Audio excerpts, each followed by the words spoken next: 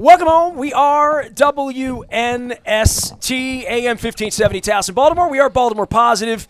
The singer and drummer and audio technician is screwing with his microphone here. It's all brought to you by the Maryland Lottery. It's Back to the Future. I'll have these for the next couple of weeks to give away. We're going to be at Coco's on the 30th. We're going to be at Cooper's on the 23rd.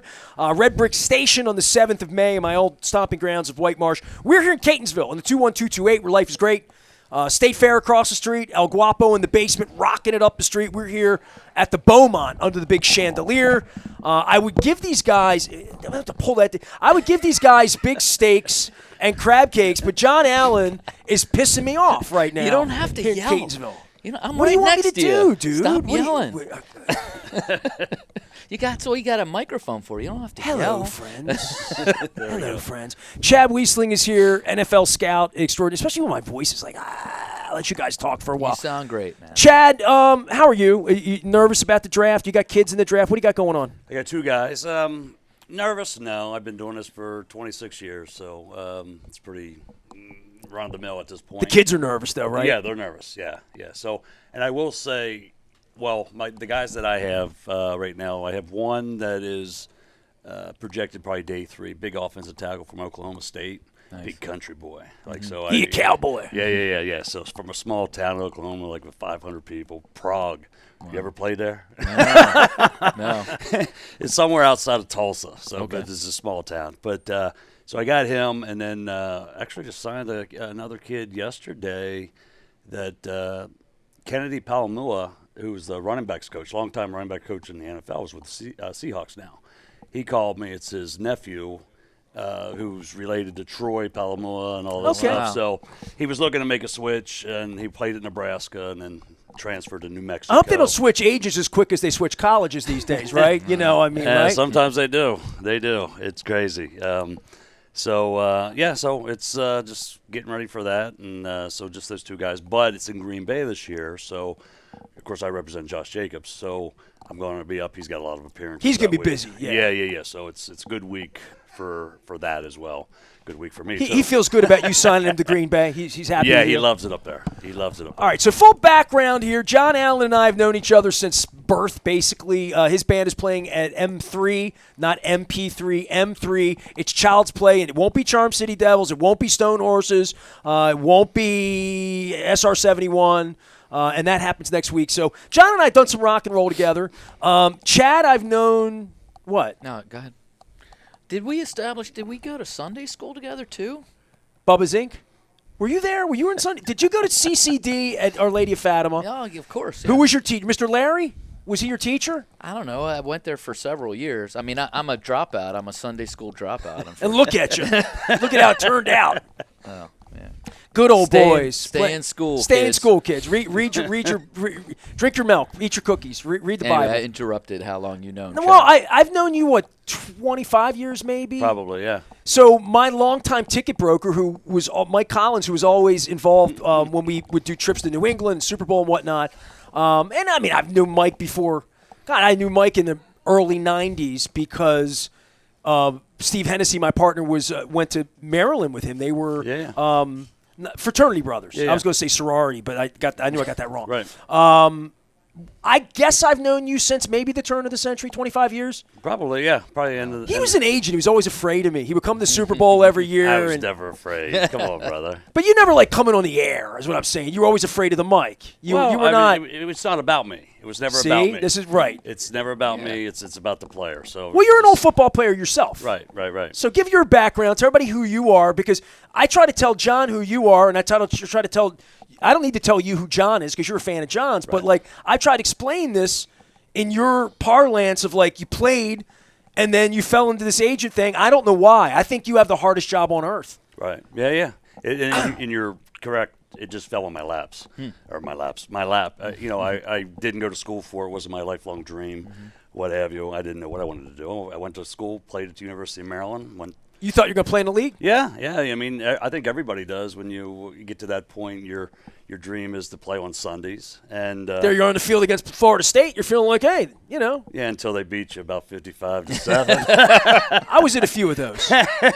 Yeah. Sometimes it was okay at halftime. Yeah. It's funny you said that Florida State, because remember they just came in the ACC in '91 or '92. So that's when I was there, when I was at Maryland, and that team was insane. I was talking to Kevin Plank actually, and a few other guys about that because he was on the team as well, and it was like Charlie Ward was the quarterback who won the Heisman. It was like Amp Lee, Warwick Dunn was like a freshman. Bowyer wasn't there yet. Derek Brooks, William Floyd. Wow. I mean, it was an NFL roster. Yeah. And what's bad? This is a funny running joke amongst us, the guys that played there, or played against them, and it was down in Tallahassee. It's bad when guys in the third or fourth quarter are breaking long runs. They don't even have a name on their back.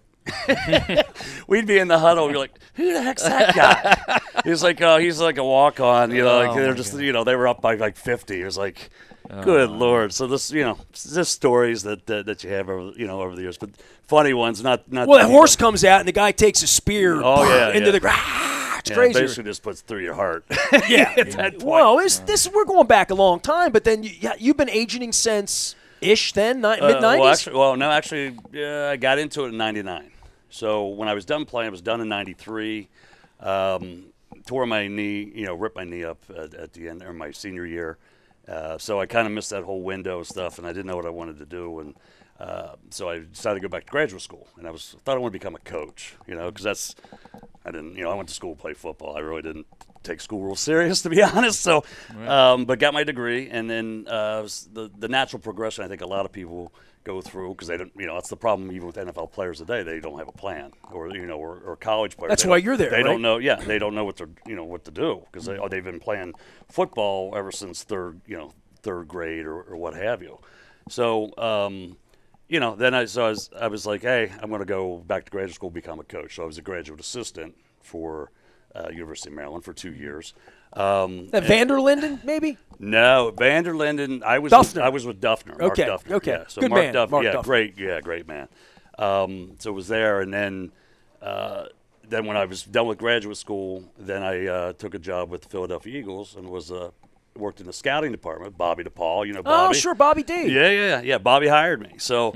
I got a job with the Eagles. You look like a guy Bobby would hire. Now that I'm thinking about it. Well, it's funny though. I look kind of. I had long hair at the time.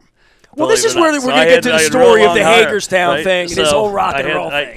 It was my only time because, when you're playing football back in that time in the 80s and early 90s, remember it's like, the whole clean cut, Joe Paterno-ish and even the coaches could dictate what players could do, like no earrings, no got to keep your hair short, no facial hair, all that stuff. So that's how it was. So when I got done with graduate school, I kind of was in that.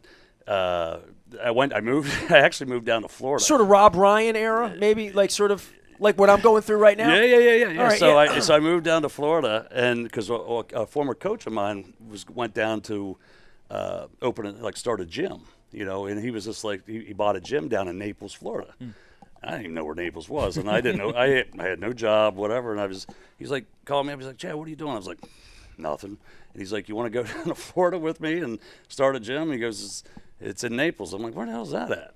And he's like, it's warm. Yeah. And he goes, it's on the beach. And I'm like, I'm there. So I pack up and I drive all the way down. And I just started. And you realize everybody's 100 years old when you get there. Yeah. There's nobody there. Pretty much. Yeah.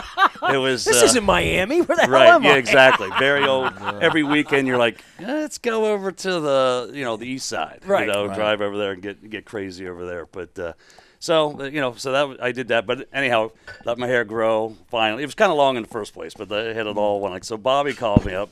When I was down there and said, hey, we're hiring the Eagles. You want to come up and hire? So I still remember when I showed, because I was like, it took forever for my hair to grow like that. That was a big deal, right? And I was like, I'm not cutting it, right? And I remember going into the, because they just hired me. Is this like a Tesla song? You took off your hat and said, imagine that? No. So I'm just like, I'm there, I'm interviewing. Once again, there wasn't we didn't have any Zooms or anything like that. They interviewed me over the phone, like, yeah, you're hired. Drive up, be up here, leave on Thursday, be up here by Monday. So I drive up for like training camp, and I was like, not cutting it, And I walk in, I remember everyone was like, who's this guy? right. And I didn't cut it. You gotta send me a picture. Cut it. You gotta send me a picture. No, I got it on my phone All right. now. I got some on my phone. But I not many, because there wasn't, back then you had to throw away cameras. But I know you as a metalhead, but I don't know you with long hair. Right. No, well, it was no one really knows. I let my hair out for this segment because I had it pulled back. It's the one time in my life my hair's longer than John's. Right. Because you had long hair forever. We did the crab cake tour. We were down near Silver Spring. I never told you this, so I still picture you with short hair, like from when you had like when white we, hair when in we that were, when when we were got kids. that crab cake in Silver Spring. You had sort of like a bleach blonde. I don't know, but you went to the bathroom, or I went to the bathroom, and like I was waiting for you. And waiting for you, I'm like, where the hell's Nestor? I still don't picture you with the long hair. And then I like looked, and I was like, oh, he's been here like for the last 5 minutes. There he is. I didn't even recognize you. Like I still picture you 7th grade. Does it weird you out to have long hair? It weirds everybody out. I mean, you've known me longer than anybody. Yeah, right. I had long hair in the early 90s, and I told my wife this. My hair was cut publicly on television in April of 1994 by Brad Pennington. All the baseball players gave me a hard time. Brady Anderson, Messina. Messina would hang out with me and just make fun of my hair. Right. This is in 92, 93, 94. But it was very Eddie Vedder. So I had a girlfriend, my girlfriend Erin at the time, Penn State girl, liked long hair, and I was at Hammerjacks. I was the only guy at Hammerjacks who didn't have long hair. Like 88, 89, 90, I'm in there, short hair, music critic guy. These guys all, like, they're channeling their inner headbangers ball, and they're in bands. And everybody back, all the girls had hair, all the boys had hair, all the barbacks had hair. Mickey Coachella even had hair. And I didn't have it. And then I had a girlfriend, and she loved Robin Zander, and she liked long-haired rock stars and whatnot. And she's like, you should let it grow.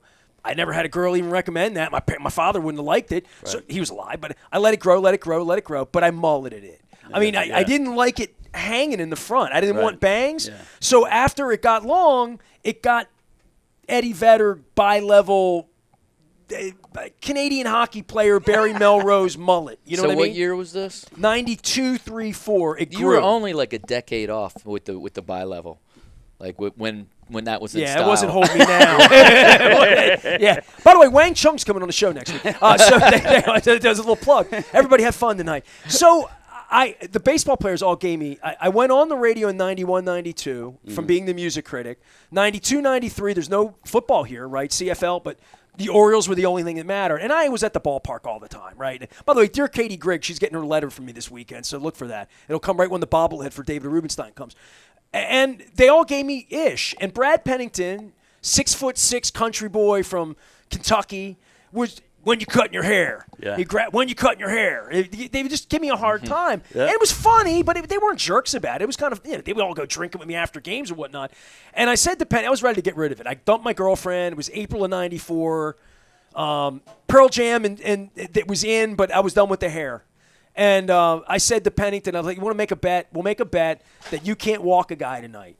If you go one appearance without a walk, I did the shtick on the air in 19. Can you imagine modern doing that? I mean, you imagine Greg Bader or Chad Steele allowing me to do this with a player on the air? I said, if you walk one guy tonight, you don't get to cut my hair. But if you have a perfect appearance, he walked 2 guys, but I let him cut it anyway. You know what I mean? Because we had it set up at Hooters, and all the Hooters. Place is packed. There were 200. I have video of all of it. I think Jamie Costello might have been there. He's coming out a couple weeks from now. But he cut my hair, held it up. We sold it chair. So that was the end. So that was in 94. And then my life unfolded. I did my show. I did all that stuff. I dyed my hair blonde for a little while, two-tone, right? But I met my wife in 02, and I told her I had long hair. She's like, where? And I swear I didn't have pictures. Right. I mean, it was that era we didn't carry cameras around or whatever. Yeah. But I the old videotape I had, and I converted that down, and I showed it. She couldn't believe it. I don't think I have 3 pictures, like real pictures of me. And if I did, my hair may have been like sort of hiding, like you at Eagles camp, right? Wait, you cut your hair in a restaurant? In Hooters. Hooters. Yes, for charity. Yeah, that was the hair on his wings.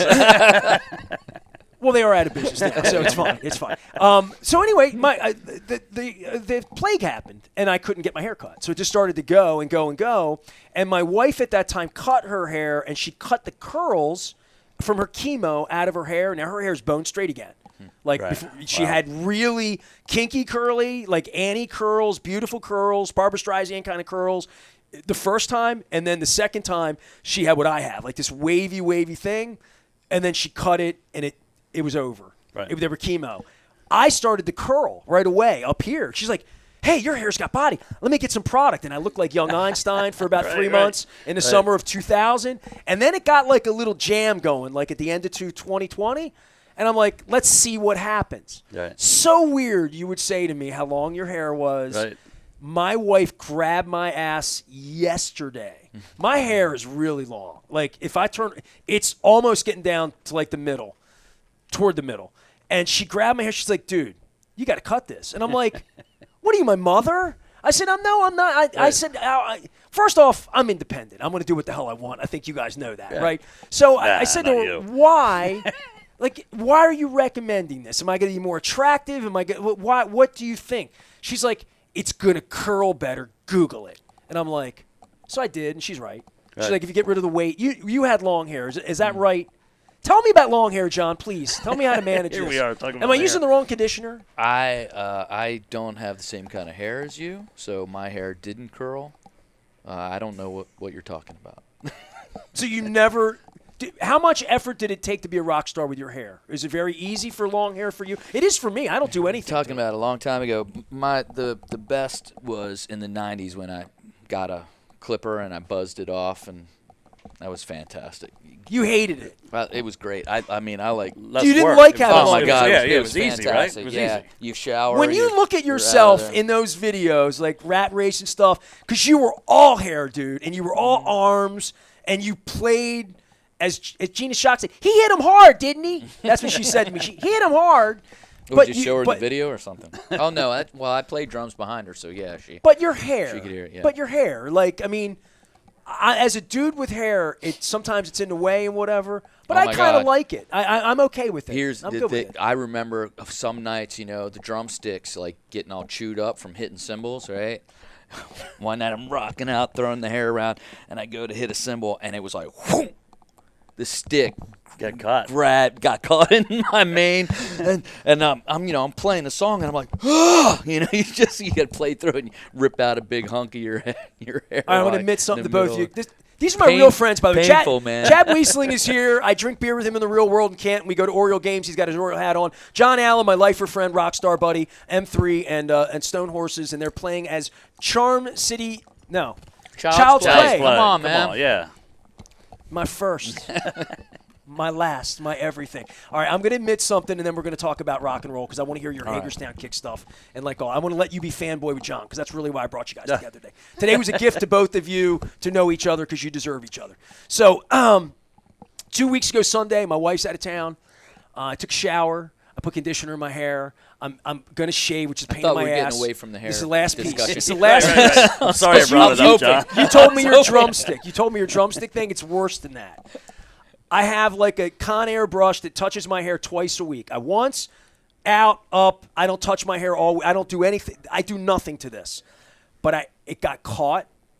It got caught, and the brush snapped in half in the middle, and I pulled a pec muscle, and I couldn't go on the yoga mat for 2 weeks. Really? It's true. I brush hurt in your hair. so bad. I pulled You know a what that- pec you know what- muscle. I was like an offensive lineman. Right. Pulling a pec my muscle, God. brushing my hair. That's true. I can't believe I just admitted that at the Beaumont. You know what that means? Is that you're old. Yeah, That- I was That's, just- that's Old and out of shape. That was the first time I thought I'm cutting this ish.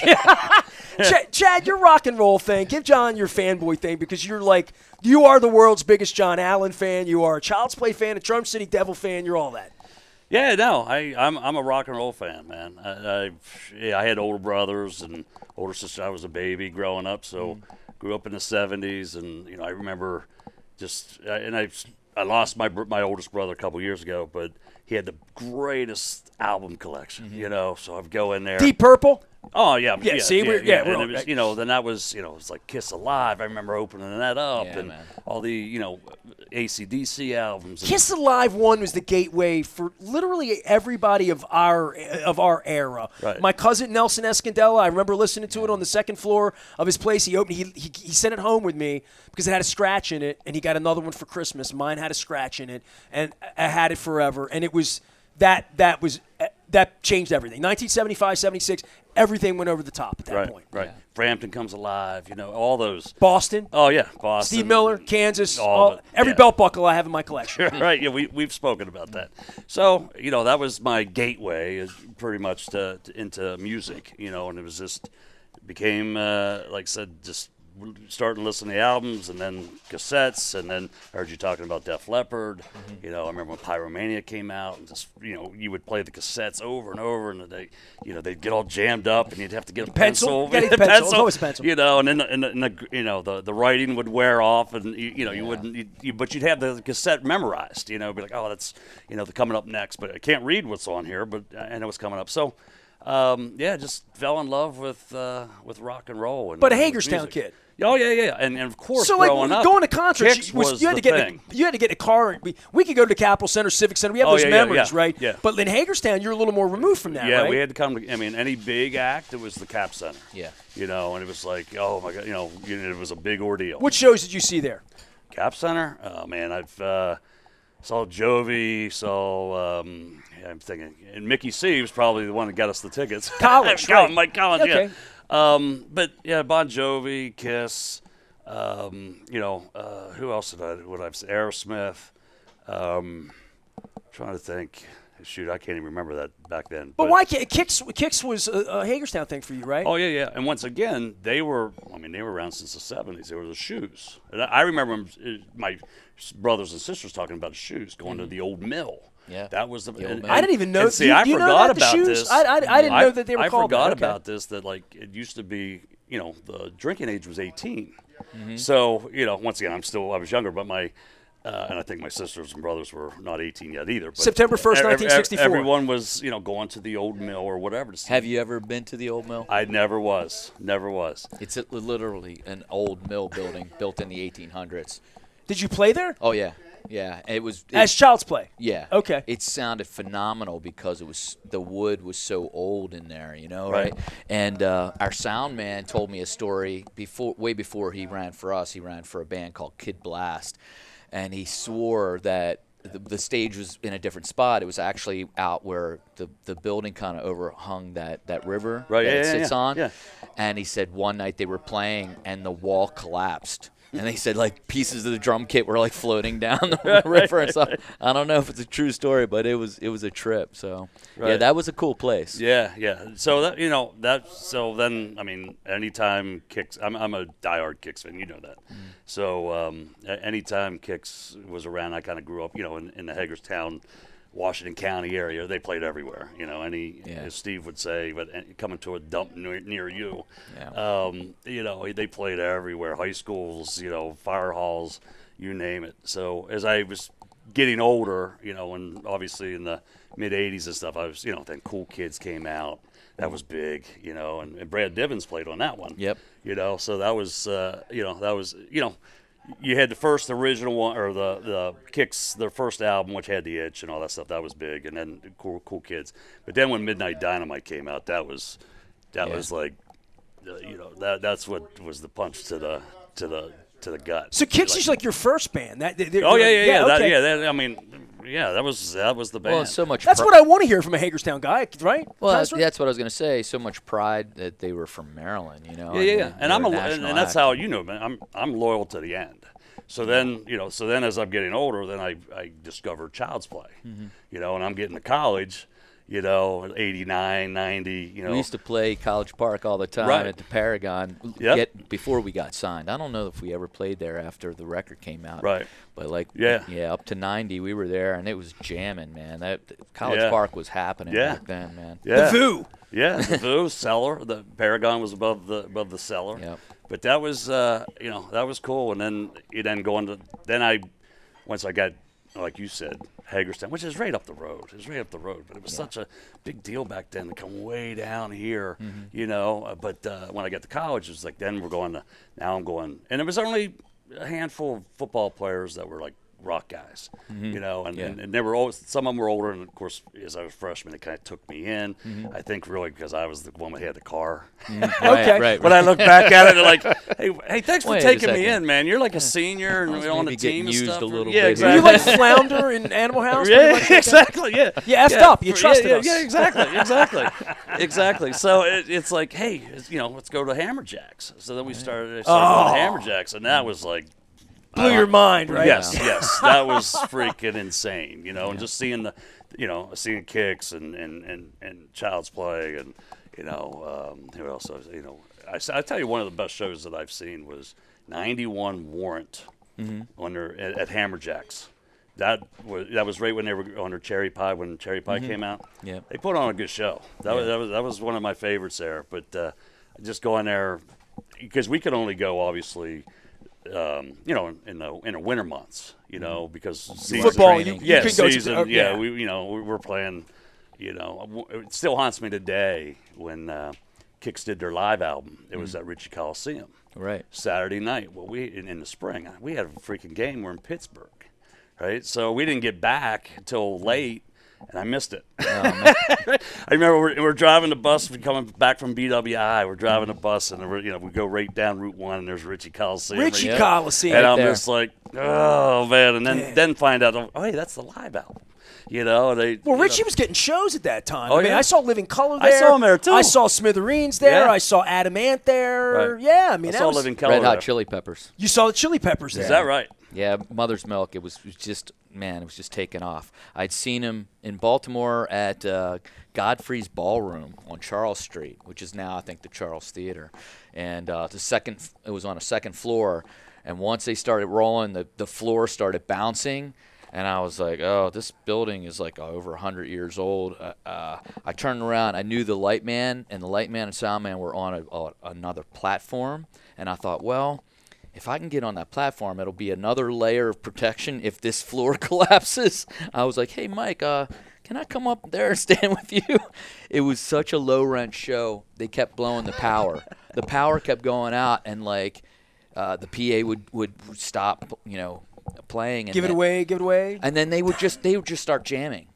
They would start jamming, I guess working on material for the next record, and I noticed. Was Hillel in the band at that time? No, he had already passed. Oh, it was Frusciante? Yeah, okay, it was all right. And you couldn't see him. There was no stage. It was a crowd, and I could barely see the tops of their heads. And it was I just interviewed packed. them on Blood, Sex, Magic. They were at that point going to play the 8x10 or something, but they wound up playing Painter's Mill instead because they were a bigger band. And I interviewed the interview's up at Baltimore Positive. You want to listen to it from 1989 or 90. But their whole fascination in talking to me, and he put Flea on, was about, they were handing the phone around, was about John Waters. They were like John Waters freaks. This is 1989. Right. And I think since then there's been a whole thing that they've gotten together. I've had John Waters on the show too, but that's all I remember about them in the 80s. I didn't go to the shows. I saw them at RFK Stadium many years later. But there's something about seeing bands on the way up. I was talking to him before you came in about Poison opening for his band right down at the Seagull. And there are these sort of seminal shows, and Hammerjacks is one of those things I guess 30 years later, you had to be there. I don't know how I would express to anybody what that scene was like. But I am in the documentary came out. Steve did a documentary a couple years ago. But I'm so proud to have my little role of chronicling as a reporter. That was my role. It was the almost famous role backstage or whatever. Right. But for every Mickey Coachella, for John, for all the bands that mattered, and Wrathchild and all those people that made Hammerjacks that. For any of us, and people will be listening and watching this, they're a part of it. I don't know how you explain it to people because it'll never happen again. And it was it was a movement in a time. It was like our little, hair era in Baltimore. No, I don't mean hair I mean power to the people kind of thing for rock and roll. The 6 to 8 years, 10 years tops if you go back to the original Charles Street, Louis having the second floor in a row house. But that was 10 years where that music and that space and that place moved all of us for the rest of our lives, really. Yeah. Well, I've gotten. I lived in Nashville, and from '99 to '01, and by chance, the luck of typical me, I I meet Fred Corey from Cinderella. Right. All the Cinderella guys were there. They're in right? Nashville now. So I ran into Tom Kiefer and Roos Chris there one night. yeah. 20 years ago. So we're in the same building. It was a brand new high rise. It was just built. Now, obviously, this was like the beginning of what Nashville is now. It was like it was cool. It was still like. Oh, I remember. It was a It was big great. town, but it wasn't like The Predators had just gotten there. Yeah. Broad Street was a ghost town. You know, it was Mm-hmm. like you had Music Row. It was a cool vibe, but it was changing. Yeah. It was changing. So I get close I meet your Fred. Fred and I like. Elevator opens. There's Fred's in there. He's like nicest guy in the world. Nice. He's like, hey man, hey, he's like, you want to go out tonight? And I just got back. I was at like a Vanderbilt football game, like watching the game, whatever, like scouting for players and stuff. And I was like, sure. And the next thing you know, we move in together. so this is true. And so I lived with Fred for. I didn't know this. Yeah. Okay. I lived with Fred for. From 99 to 01, I go on tour with them in 2000. It was called the Cumberland, it's still there, the high rise. Eric Brittingham lives there. Jeff LeBar, like he wasn't living there, but he was coming down, and of course Tom had a house out in like Brentwood, out there. But Fred, the first show in 2000, it was them and Poison, Winger and Dokken. All right. I have a little bit of Cinderella history here in that tour. I don't know if you've heard this, but the first show was in Hershey. Okay. So the bus. So here I am. I get to ride a tour bus. Yeah. I didn't curse. I was getting That's ready. right. I saw you look at me. I was like, You're allowed. That's freaking right. tour bus, Yeah. right? Freaking tour So bus. I'm riding a tour bus, right? They pick us up late night in Nashville, and we're going up to Hershey. Well, we got there at like. I guess it was Sunday. The show was, like Tuesday, because it was the first show. And the tour bus, and they stayed at I forget the hotel, but it was like the Convention Center Hotel up there. And all the bands were there, so they were all coming in. So the Sunday was like everything was open in Pennsylvania was that little hotel bar. Oh, it was, shots, everyone's, hey, because they haven't seen each other for years. Hey, good to see you, this band, whatever, those shots. So the bar eventually closes at like 11, or they convince them to stay open, and it's closes at midnight. Well, then everyone's still wants to go. Well, all I remember is Jeff LeBar and Eric were like, let's go out to the tour bus, which was parked way down at the end of the parking lot, away from everything else. So we go down to the parking. Now we're in the bus. People come down, staying there, and. Because they had beer, some alcoholic beverages in there, and we're partying in the bus, whatever. So people were starting to leave, kind of get off the bus, go either back to the hotel or leave, whatever. So at the end, it's it's like it ends up just being me and Jeff LeBar on the bus, right? Jeff goes, I said, dude, there were some other people just left. I'm like, dude, I don't know, it's maybe 3, 4 in the morning. Like, dude, I'm heading back to the room, and I'm staying with Fred. Fred was back, sleeping. This is day one. This is day one, right? So the tour hasn't even started. It didn't start yet, right? It's not day one yet. it didn't He's start like yet. it's like 2 days away. Right. So we go. I'm like, Jeff, man, I'm out of here. So Jeff, if you know Jeff or knew Jeff, he was like, F this. This is my tour bus. We're driving to the front. Right? So I guess I thought it was a good idea. It's his bus. I'm just along for the ride, right? Yeah. So I was like, all right, I get back on. Because the keys were in the bus. Oh, my God. Because they got the keys to open it up so people could go out there and drink. Right. So next thing you know, he starts it up. Right? He's driving. I don't even remember. All of a sudden, boom! And it's like I went flying. I'm like when we went flying, he's driving. I was like, what was that? He's like, oh, I jumped the curb. Right? He pulls right up to the front. Right? Get out, locks the bus. We go to our separate ways. We go to our rooms. Right? Leaves the bus there. Yeah, he leaves the bus right in front. So I'm staying. I'm sharing a room with Fred Corey, right? Because I'm his guest or whatever. I'm staying with him. And so I go into my room, go into bed, pass out, knock on the door. Yeah, I don't know, maybe like 7 in the morning, 6 in the morning, and I hear it, and it's like, and Fred gets up and he opens the door, and I hear people talking. It's the police. That's right.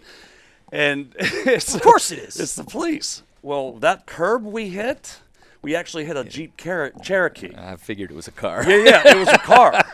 It was a family. Like, they weren't in the car, thank God. It was a family's. They were visiting Hershey Park, and were there for the weekend in a brand new Jeep Cherokee. Cinderella hit my Jeep Cherokee at 3 in the morning in their tour bus. Right. That's rock and roll. Yeah. So so it was. So that's my little Cinderella story. Not as good as Chris Robinson's brother stealing the tour bus, right? I don't know about that. And if we were smart, after the fact, obviously, and I didn't, like I said, they were. So Jeff actually worked that whole tour to pay that bus. Oh my gosh! Unfortunately, you know. So at least that's what they told me. But all we had to say is, after the facts, like, it was stolen. Mm-hmm. If we would have said the bus was stolen, now that's not really kosher and everything else. But like, damn, we should have said it was stolen. So you've been on the Rock and Roll Express. Yeah. I didn't know you had rock and roll roommates and stuff. I didn't know that about you.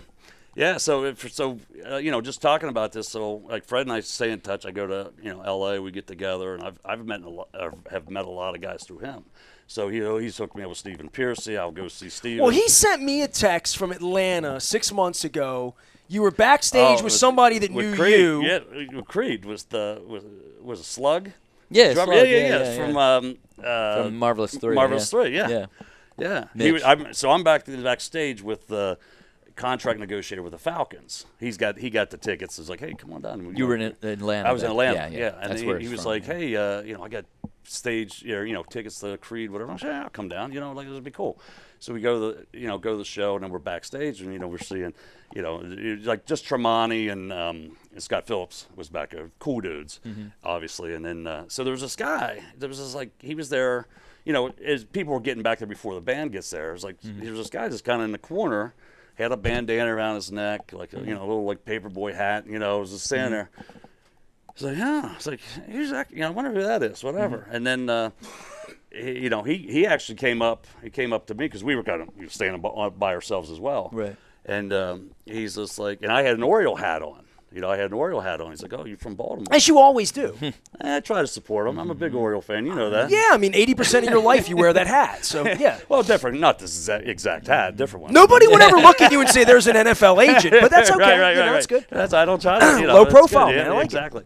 So he came up and was like, you from Baltimore? I was like, well, yeah, I lived there. I'm from Maryland, but I lived in Baltimore, lived there for a while. And he's like, hey, you ever hear a band Child's Play?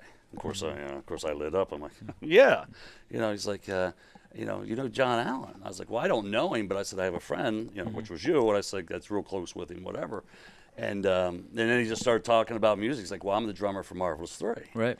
I was like, no shit. Like, awesome.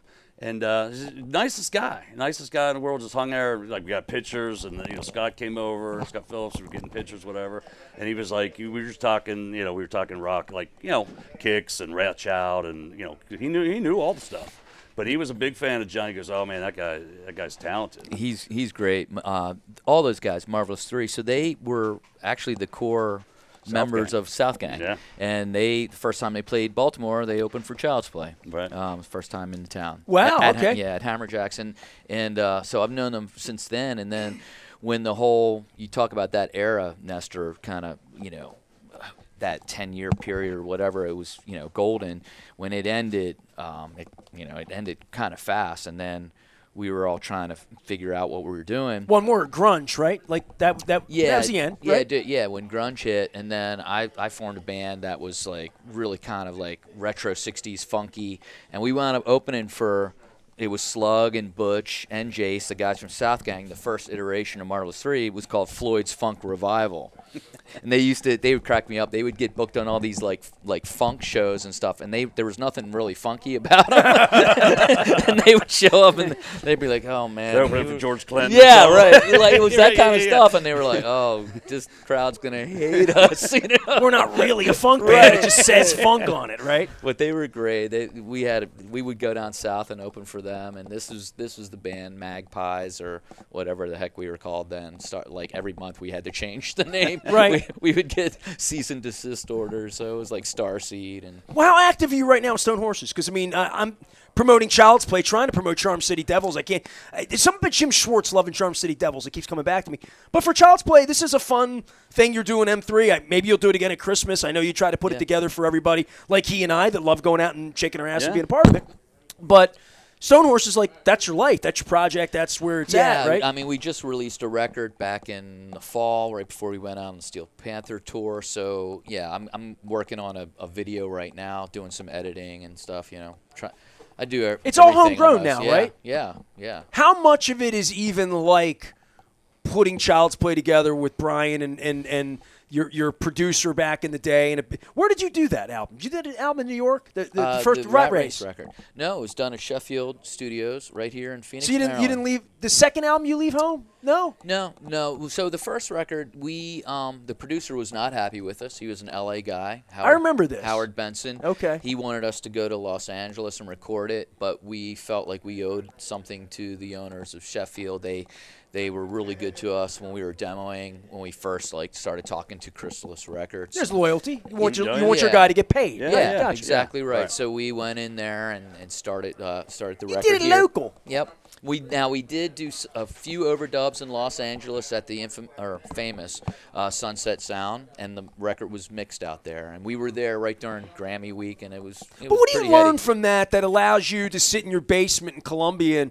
make things and do things? Like, I watch the backstage part. We're big doc people in general, and seeing what boards look like in the 70s. We're all familiar with what Les Studio looked like in a Rush video, right? But the people that push those buttons and people that were good at both sides of it, right? There's a lot of people. I had Todd Rundgren on the show a couple months ago. There's a guy there that, made his chops on that side of the board. Yeah. But every time I see anyone's, I guess, relationship to that, whether it's, Brian Eno and Daniel Lenoir with you two or any part of that, the fact that you can definitely go from drumming. I didn't know you played guitar. When Gina Schock asked me if you played guitar, I'm like, he don't play no guitar. And you're like, I play guitar. And I'm like, I ain't never seen you play guitar. I play it very badly, but yes, I play guitar. Right, but I mean, the production thing, you could play that and play it very badly, right? Yeah, I mean, I can do as many takes No, but as I need watching to. those guys do what they do, and whenever I talk to you, you're like a real artist. You'll talk about music and you'll hear it and you'll like visualize it for me. You'll hear it in your head. It's the way you do it. Right. When you're pushing those buttons and how it goes digitally. Mm-hmm. Are you pleased with 40 years later that you can do it at home, or do you? Oh yeah. And if I was smart, I would have gone to school for it. Like Sheffield has like a school where you can kind of learn the different, the art of doing that. The only reason that I know how to do what I do right now is just through experience. Self-taught. Yeah, over and over, and years of trial and error. And what you want, and the sound you're looking for. Yeah. And can you get anything you want from where you are now? I'm reading Geddy Lee's book a little bit, so he's talking about that synth era when he discovered synth and pissed Alex off and they didn't want to play guitars anymore. Yeah. But also like how he compared himself in that era to the other sounds of Tears for Fears and things that were coming out of keyboards and Korgs that you eschewed being in a metal band in the 80s and nobody wanted to touch any. I mean, to this day, you're like, they click track or they had a track on. Like there's a live part of real musicians that it's offensive to them in some way, but the production part it's the essence of music. If that's what makes it sound great. But real musicians can hear that stuff, right? We I just shake my ass. We're just like, that's a good tune, whatever. But musicians that know what they're doing, they can say, that's they're doing. Something different. Yeah, if there's some track. Most of the big bands, a lot of them do have something going on, unfortunately. But, I mean, people don't care, and if it adds to the show, if it can recreate something that's on the record that people want to hear, I got no problem with it. But personally, what I like to see is I want to see a little danger. Like I was talking to you, I think, about like watching the Led Zeppelin performance from Royal Albert Hall. I think it's from January 1970. They're just on fire, and they open up with a track that never really made a record back then called "We're Gonna Move," and Bonham's just like it's like on that edge. It might be it's almost too fast, but it's not really. It just has all this energy, and it feels like, man, like it could all fall apart at any second. It's kind of dangerous, you know, and that's what I want to see live now. Like that's it's almost like a punk ethos, you know, in a way. You know, like I saw this guy called Rain Wolf. It's a 2-man band. And the whole time it's like, oh my God, is he going to fall off the front of the stage? He stands up on the kick drum. He's playing. He's got the microphone in his hand, and he's playing the guitar. And the mic stand falls over, and you're just thinking, oh my God, the wheels are just going to come off this cart at any moment. You know, but it doesn't. You know, it's dangerous. It's it's on the edge, and I found it really, really compelling. You know, but I don't know, you know, like you were talking about if I could get any sound that I wanted. I don't know that I could wrap my head around like what's happening with pop music now, and even stuff that's like on Spectrum, things like that. I just love the fake sounds to me, the wah wah, the whatever that pop sound that doesn't sound real. It sounds AI-ish to me. Right. It has that rubber band. It doesn't sound like the tonality of a voice the way Elvis sang or the beat or just in a general sense, it feels the effects on the vocal. Yes, you're talking about, like very much like so. An auto-tuney kind auto of thing. tune's the word. That's the. Yeah. And I hear that on pop radio, and it just doesn't resonate as something that I would even want to go pay to see live, or that it would resonate live. I felt that way about rap music. I mean, I like rap music better on a CD in a produced format than I ever liked it live. I didn't think it translated well. I never thought someone getting up on stage as a DJ booth, that's entertaining for me, but that's not a show. That's not right. Because there is no danger in that, right? I mean, I've even seen Tiesto, and like that's an amazing thing. We're old. No, we're not. We're going to M3, and Child's Play's going to shake their ass. How long are you going to be on stage, M3? 45? An hour. You got an hour? We get an hour this time, yeah. That's awesome. I don't know what we're going to do. Yes, you do. I'm going to run my mouth probably. All right. Well, before I let you go, and we're going to talk some draft here, Chad Wiesling's here, agent to the stars of Canton, Maryland, of Hagerstown, rock and roll heart, and former roommate of the Cinderella Band, John Allen, who is happy to not be on a tour bus. You were so happy to be on a tour bus, right? Oh, it was incredible. I was the same way when I was young. It was Bands would incredible. invite me to their bus all the time. He's popping curbs and running over cheap Cherokees. From day one. I'm in like rock and roll stories. I had a lot of bands invite me onto their bus backstage at various places, especially Hammerjacks, if they just wanted to get away from women, wanted to get away from people. Be like, hey, dude, I'll give you any interview you want. Come to the bus with me. Just get me the hell out of this building. Right. You know, at the end of the night or whatever. So I had a lot of that. I mean, even like Paul Stanley didn't want to talk to me before the show. He said, come by my hotel after, we'll hang out. And I'm like, Paul Stanley just told me to come by. Right. Yeah, so I went by and I hung out, and it was way better. I have it on tape all these years later. And he was in a bathrobe. He ordered us food, and we sat and had dinner, and I rolled my tape recorder.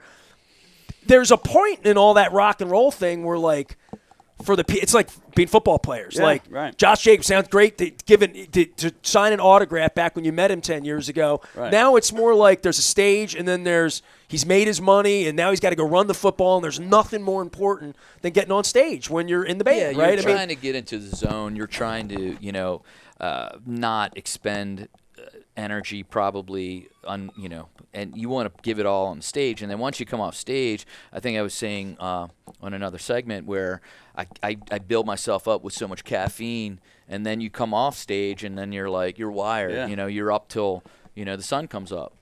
So yeah, it's a perfect time to kind of talk. If you're single, it's a perfect time to mingle with the ladies or whatever. But it's so many of us, we just want to stay in that zone, and we don't want to kind of have distractions, really, I guess, Well, and I guess for Paul Stanley, he didn't want to talk before the show. Talking after the show, he's already warmed that's what up I mean. and like all that. Right, But, that's I it. mean, it was wild to be at the top of the Hyatt down at Dulles and having women beating on the door and having his bodyguard keeping him out. Like, it was insane, you know. Right. And this is in 1989 or 90. It's 15 years into it. Back to the Cinderella tour, Poison tour in 2000. So one of my gigs was my main gig was. You look like a bodyguard. Right. Well, Yeah. but I wasn't. I was in better shape back then.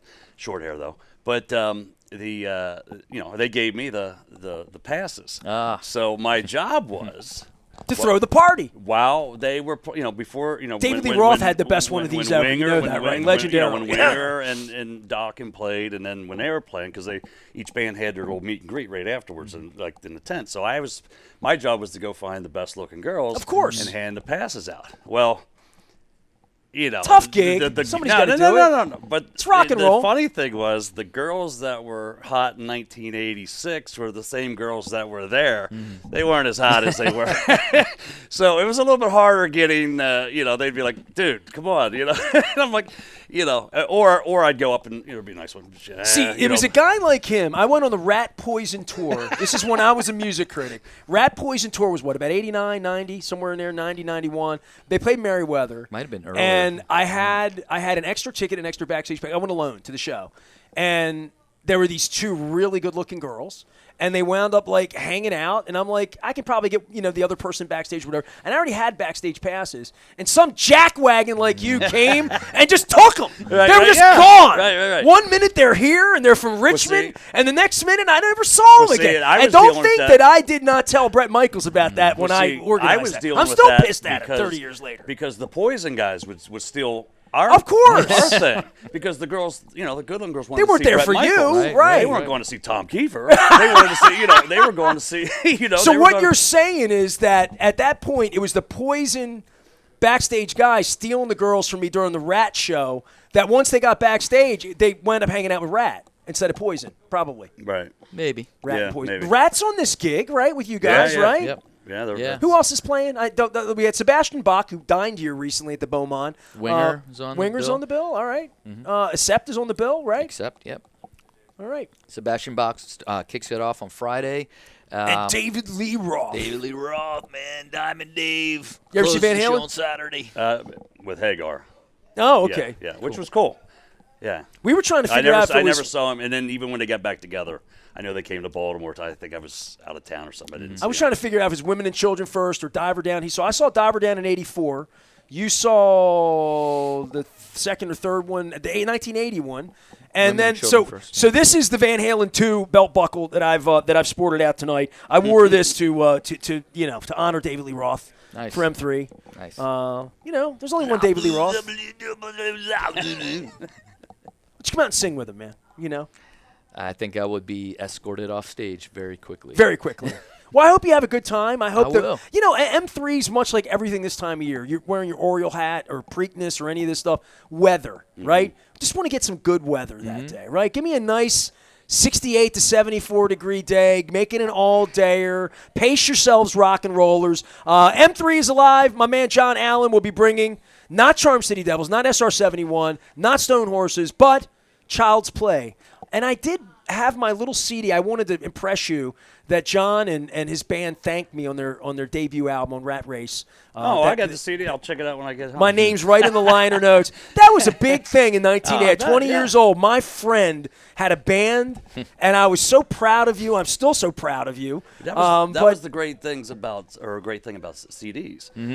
Was the CD was great. That was easy, put in whatever. But it was always the liner for me, notes. To pull out and see who the band members, who they thanked. Or read what who produced all the it, credits, or what, all the credits, and whether all that. Peter Chris played Pearl drums or not. Usually, right? Right. Did you learn that? They won it the best. Kiss won it the best. What did you play? Gibson guitars and Pearl drums. Ludwig. I was You're always a a Ludwig guy. Why? Ian Pace from Deep Purple. He was great. So many. Bonham played Ludwig. All right. So that's good. Roger, what was his name from Foghat? He played Ludwig drums. Slow ride. Woo! Take it easy. Classic rock. It'll never die. Hell yeah. Chad Wiesling's going to hang out. He is agent to the Stars and Josh Jacobs. He's headed to Green Bay to Lambeau Field for the NFL Draft. Luke's going to be out eating Chad Steele's free wingdings or whatever they're going to give him out there in Owings Mills on Thursday. We got baseball all week. the 5th place Orioles for now. Maybe by the Yes. time they hear this over the weekend, we'll have a better weekend. Reds in town over the weekend as well. Doing the rock and roll thing. We're doing Back to the Future scratch-offs. We are at the Beaumont in Catonsville. Life is great in 21228. Come on out here. Have a steak. Have that delicious chicken fried lobster. We're going to get a crab cake out here. Chef Maurice is going to come join me a little later on as well, and we're going to talk some football. I'm going to let John get back to his family, get back to Nick, and get back to the bandmates. And how many practices you got left in you before? We rehearse tomorrow, and maybe the day before the gig, or day before the gig. Rest your voice. Oh yeah. You've done too much talking here. Yeah. Well, I tried. By the way, before I Tried leave, to- I'm not tried going to to try to squeeze it make in you here. cry, but we lost Brian. Today's the anniversary as we tape this of losing Brian. So Yes. a few words about Brian Jack. Yeah. That's why we're honoring him. Every time you get on stage, you're honoring him. Right? Yeah. It was it was a shock. 13 years ago. I just. God, it's been that long. Yeah. I just posted something on Facebook. I was in the nursing care room with my parents when Mickey Coachella called me, and he was like, "Hey man," he's like, "I just heard from Lee, the bass player from Never Never, that Brian died last night," and I was like, or this morning, and I was like, "Nah, that can't be real." I said, "I'll call his family. I'll call his parents' house." And I called his house, and as soon as his sister answered the phone, I knew. I couldn't even talk. I couldn't even. All that came out was like, "Is it true?" And she said, "Yeah." And I was just floored, man.